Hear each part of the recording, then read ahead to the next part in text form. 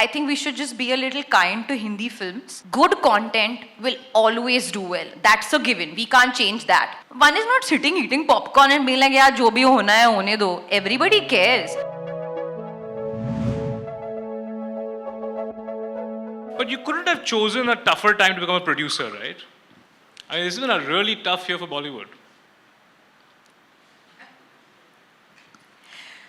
I think it's a tough year for Indian cinema. I think we should just be a little kind to Hindi films because right now we are sitting here and saying that, oh, Bollywood, oh God, like it's so tough for Bollywood and all. But are we really counting the overall number of films that have done well this year? Like even in the South industry, all their films have not worked. Some of the films have worked and they've worked very well and they're very good films. But similarly over here, some of the films, starting with my film this year, Gangubai Kathiawadi, have worked and done very well. A good film will always do well.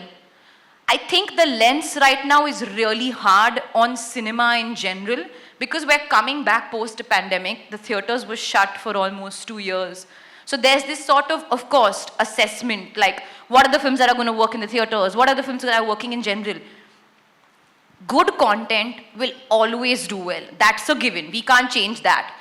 But now, maybe we're just sort of reassessing what are the kind of films that we are going to put into the theatres, what are the kind of films that we maybe bring directly onto an OTT platform, what is the general consumer habit.